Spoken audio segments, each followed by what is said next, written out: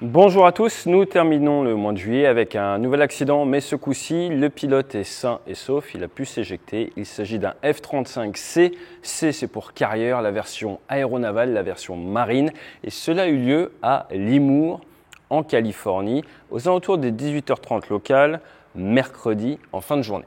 Ce que je vous propose dans cette vidéo, c'est qu'on regarde un petit peu, qu'on revienne aux bases, quel est l'objectif d'un avion de combat, parce que forcément, le débat se renflamme autour du F-35. Ensuite, on va regarder les informations disponibles à l'heure actuelle. On va également se rendre compte que les Américains mettent du temps à sortir les informations et les comptes rendus. Il nous en manque un petit peu ces derniers temps. Ensuite, derrière, on va faire un petit tour sur l'accidentologie du F-35. Il y en a eu pas mal. Du Rafale, donc F-35 qui a passé le million d'heures de vol.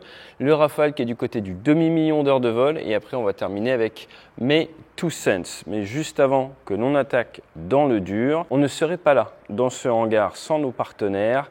Et aujourd'hui, voici notre partenaire. Et notre partenaire du jour, c'est Supremacy World War III. Alors n'ayez pas peur, l'objectif c'est faire de la stratégie, mais également de la politique ou de la géopolitique, avec un jeu gratuit disponible sur PC, mais également la partie continue sur vos téléphones, en PVP, en player versus player. Donc vous pouvez affronter en temps réel, donc sur des parties de plusieurs semaines, jusqu'à 99 autres personnes. Vous allez choisir le pays que vous représentez, devoir développer votre matériel. Vous avez 250 unités possibles, forger des alliances, les retourner, un petit peu comme on a vu avec l'Iran dans les années 70. Et si vous cliquez sur le lien en dessous, dans les 30 prochains jours, on vous offre un matériel spécial, un bombardier d'une valeur de 25 €. Allez, jingle.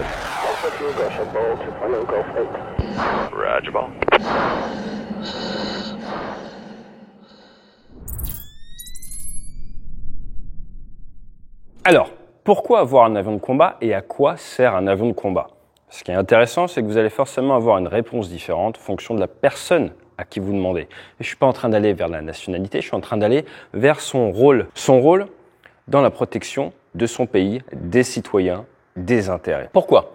Eh bien parce que sur le papier, si on commence à regarder sur Internet, un avion de combat, ça sert à la défense, à la protection du pays, à la dissuasion. Alors vous avez la dissuasion nucléaire, la dissuasion conventionnelle, à la projection de puissance. Pensez aux opérations extérieures, par exemple, de la France. À ce qui se passe contre les Houthis, on voit que ce sont des avions de combat qui amènent de la puissance face à Ansarallah. On voit également les limites du concept. Au renforcement d'alliances. Quand un pays membre de l'OTAN prend du F-35, là, clairement, c'est qu'il y a un gros coefficient. Au soutien de l'industrie. Quand la France achète du Rafale, eh bien, on vient soutenir notre industrie nationale. Il y a forcément un impact géopolitique, on le voit en Asie du Sud-Est en ce moment, avec des pays qui s'équipent en matériel français, mais également avec d'autres nations, demandez aux Turcs par exemple. Et il y a forcément un impact opérationnel, parce que si vous achetez un avion de combat qui plus est moderne, cela va tirer le niveau de votre armée vers le haut, d'un point de vue tactique, d'un point de vue opérationnel. Ça, c'est des grandes raisons. Maintenant, si vous demandez à un pilote de chasse, il va vous répondre, il y a de grandes chances, que l'objectif de l'avion de combat, c'est de réussir la mission. Il a une vision beaucoup plus court-termiste. Et c'est ça qui est intéressant. Quand on parle d'avion de combat, il y a une vision et un bon choix macro, à long terme, qui vient prendre tout ça en compte. Mais il se doit d'être cohérent avec cette vision micro, court terme. Généralement, les pilotes de l'OTAN vont vous dire que l'objectif d'un vol réussi, c'est on time, on target, zéro loss. On est à l'heure sur la cible avec zéro perte. Et il faut que l'avion le permette. À partir de là, quel avion choisir pour une nation? Et il y a toujours cette balance, je vous ai fait une sorte de balance, avec d'un côté le prix, en euros ou en dollars, avec forcément les frais de maintenance, mais également d'attrition, la perte du matériel, et de l'autre, le kill ratio au combat. Alors qu'est-ce que c'est que ce kill ratio? C'est votre taux d'adversaire abattu pour ce que vous perdez. Et là, ce qu'il faut comprendre, c'est que ces dernières années, eh bien, on a de moins en moins de combats aériens, on a plutôt de l'attaque au sol. Donc, c'est beaucoup plus compliqué de revendiquer un kill ratio. Si vous regardez le début de la guerre du Vietnam, avant la création de Top Gun et après, on a une énorme évolution du taux de perte ennemi par avion perdu. C'est facile après de mettre en avant. Regardez, Top Gun, ça marche bien, tout le monde devrait faire pareil. Quand on fait de l'attaque au sol, c'est un petit peu plus complexe. Et on vient souvent rajouter dans le débat, surtout quand il y a ce genre de points en jeu, cette notion de souveraineté. L'objectif de cette chaîne, c'est pas de faire de la politique, mais vous verrez que malheureusement, cette notion de nos jours, dans nos pays, n'est pas forcément celle qui a le plus haut coefficient. Une fois qu'on a posé ces bases, on va regarder ce que l'on sait sur ce crash du 3007. Les faits se sont déroulés sur la base de Lemoore. C'est la grande base, la super base américaine, construite en 1961, où j'ai eu la chance de faire la centrifugeuse. Petite séquence Remember.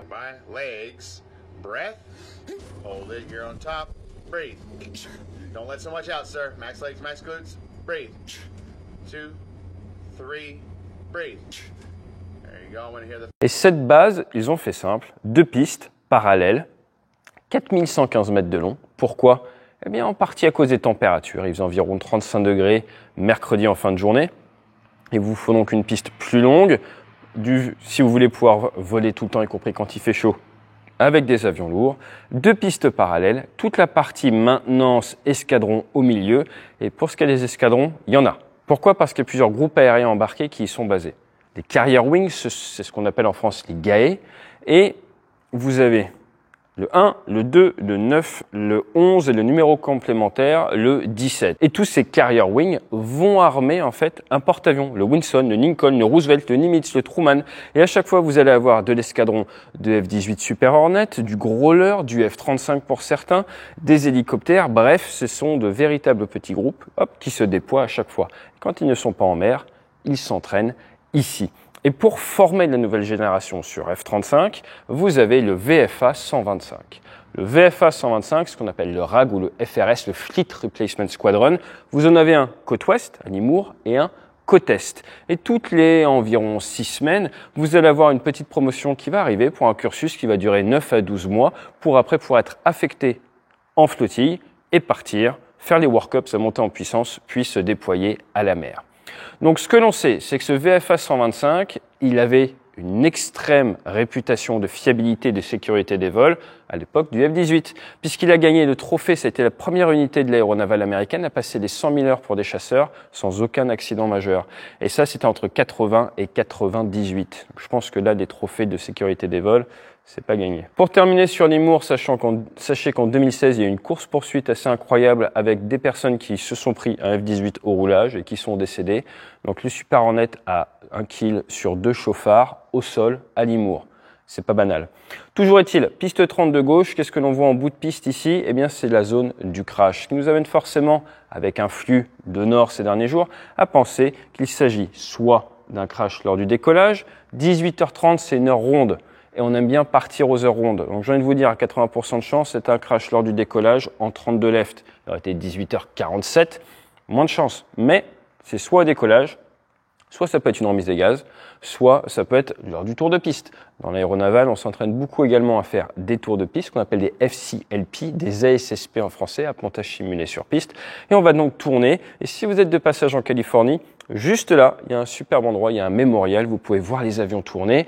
D'ailleurs, on voit certaines de ces images dans Top Gun. Parce que Top Gun Maverick, ça s'est passé un peu par là. Alors là, vous allez me dire, super, mais en fait, on sait rien. On sait que le pilote va bien, on sait que c'est pas loin de la piste, et donc, maintenant, pour essayer de mieux comprendre la situation, d'augmenter notre conscience de la situation grâce à cette information, eh bien, on va aller regarder des accidents de F-35 et vous allez vous rendre compte qu'il y en a un paquet autour des aérodromes. Par contre, si vous voulez mon avis, moi je pense que l'accident a sûrement été filmé par des spotters au sol, car nous sommes l'été, après 18 heures, qu'il y a souvent des spotters dans cette zone, et soit c'est les anciens militaires et ils ont le respect pour l'institution de garder ces images plutôt que de les mettre sur la toile, soit eh bien, elles vont finir sur la toile dans les prochains jours et on pourra voir en détail ce qui s'est passé.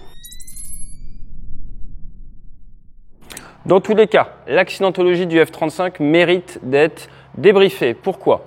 2014, on a eu un feu moteur à Eglin au sol, l'avion après a eu des gros problèmes. 2016, on a eu un feu en vol, l'avion a pu revenir et se poser en toute sécurité, si on peut dire, un avion des Marines, les premiers à avoir été équipés de F-35. En 2018, en vol, le monomoteur, souci au niveau d'un tuyau qui vous apporte l'essence, ça fonctionne moins bien. Première perte pour l'USMC donc en 2018. En 2019, on a le premier décès à bord d'un F-35 avec une désorientation spatiale au-dessus de la mer pour un avion japonais. Il s'agit d'un F-35A. Je vous rappelle qu'aujourd'hui, c'est un C dont il est question. En 2020, on a un souci avec un atterrissage, le casque qui est mal réglé, qui est de travers, le pilote qui se bat avec la machine, on en a parlé parce qu'on a le rapport sur la chaîne, et éjection, perte d'un F-35A de l'armée de l'air américaine. La même année, on a un Marines qui, lors du ravitaillement en vol, vient percuter le KC-130 et conduit à l'éjection et, messieurs, dames, au premier kill sur un F-35 fait par un KC-130. Méfiez-vous toujours des KC-130. Et en 2021, on a la Royal Air Force qui se projette sur le Queen Elizabeth, mettre des avions d'Air Force sur des bateaux, c'est un truc un peu d'anglo-saxon, d'anglais, et ça manque pas. Ils oublient de retirer les caches de protection à F-35B qui finit à l'eau. Heureusement, le pilote s'éjecte. En 2022, on est à la Corée où en vol, il y a une sorte de gros boom, peut-être une collision aviaire, on n'a jamais eu le rapport. Et là, il se pose, train rentré avec un F-35A. Donc il ramène l'avion, le pilote va bien, mais l'avion est très abîmé.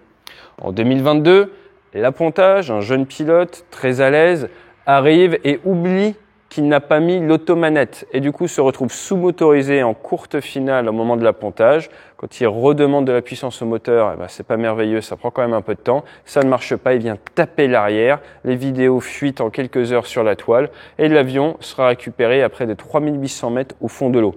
Un officier d'appontage perdra et ne récupérera pas son aptitude médicale.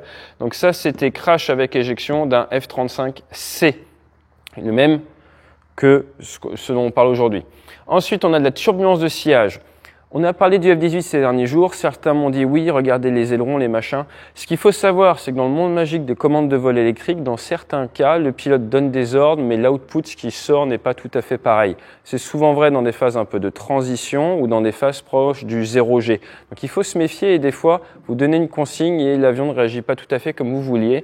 Et bien là, à cause de la turbulence de sillage, des soucis au niveau des informations qui rentrent dans la machine a fait passage en loi secours, loi normale, loi secours, loi normale. Au final, l'avion n'était plus contrôlable. Le pilote s'est éjecté.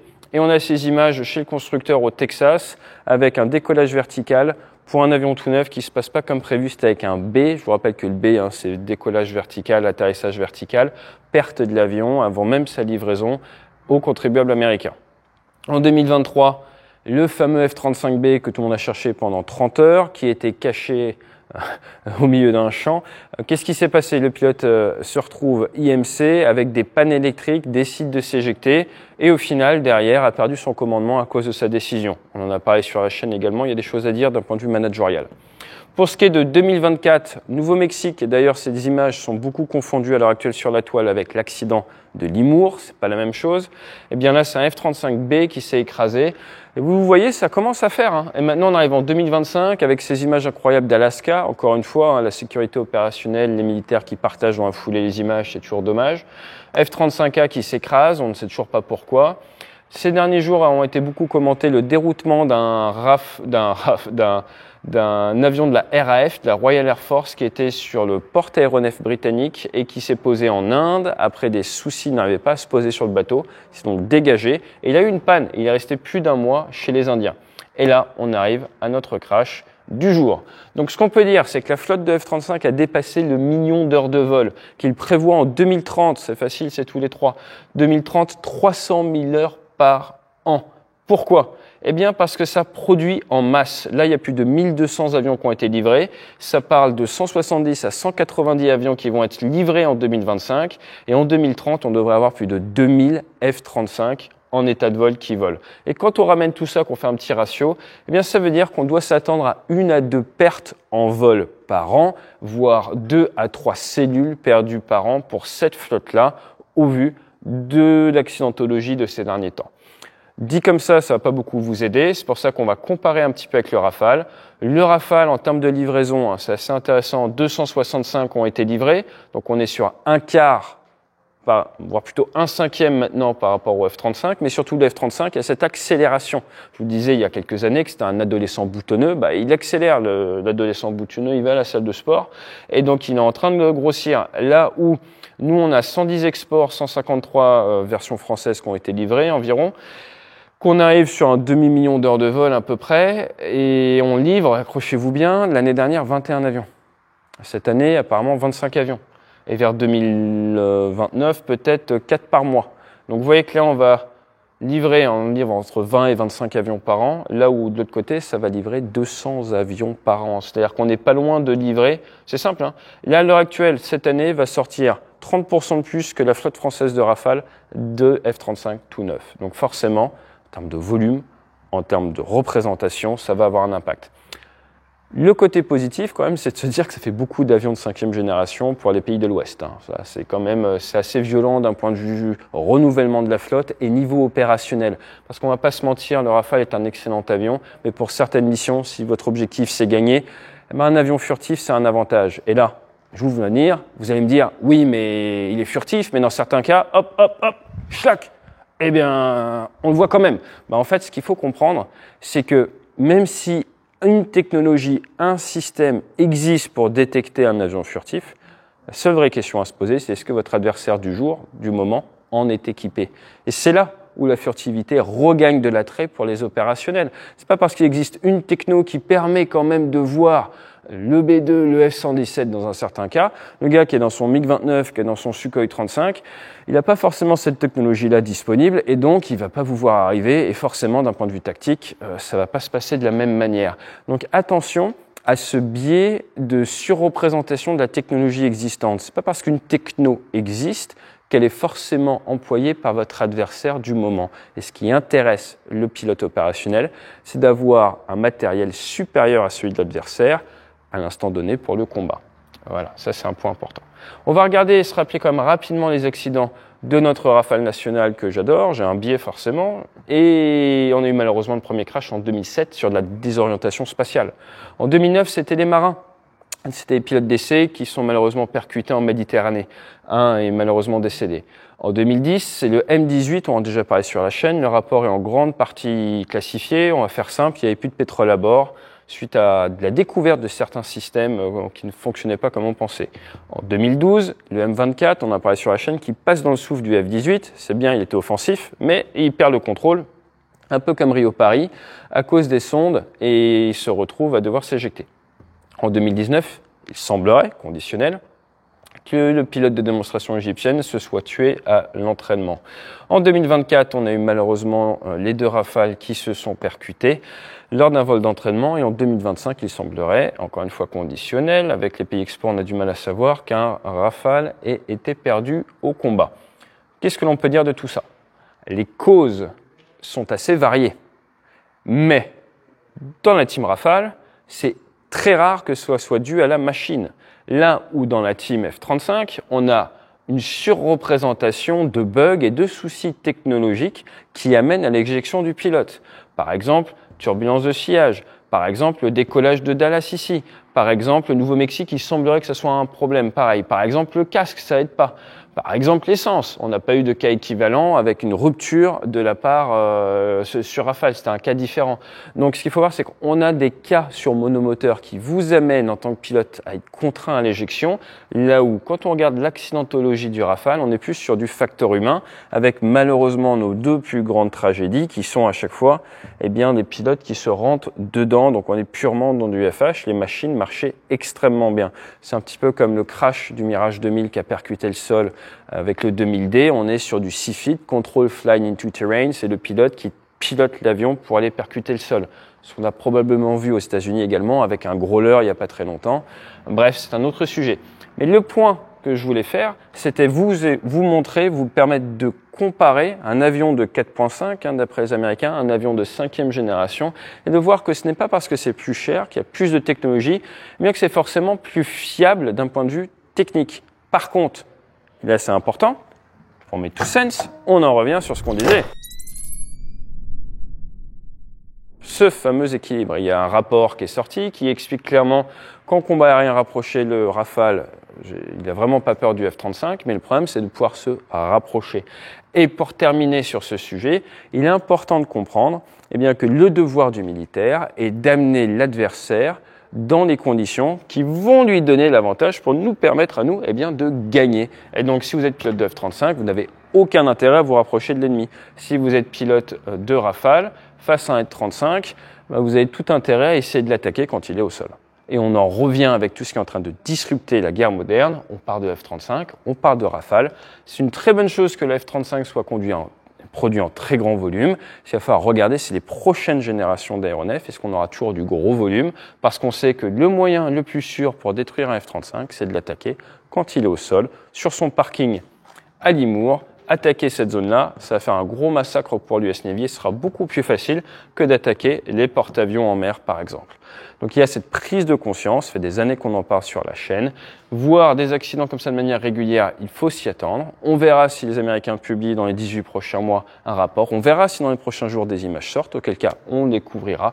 Mais j'essayais avec cette vidéo de vous donner un petit peu de conscience de la situation, parce qu'on entend beaucoup de choses sur le F-35, notamment en Suisse. Mais posez-vous toujours la question, quel est le coefficient le plus important? À quel niveau est-ce que la décision est prise? Et si vous demandez au pilote, lui, son objectif, c'est toujours le même, on time, on target, zero loss.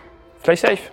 Alors n'oubliez pas le lien juste en dessous pour pouvoir jouer à Supremacy World War 3 contre des vraies personnes en temps réel et obtenir votre bombardier qui ne vaut peut-être pas 2 milliards mais vaut 25 € si vous devez l'acheter vous-même. C'est cadeau, profitez du lien et on se retrouve dans la partie. Je vous préviens tout de suite, je ne me laisserai pas faire.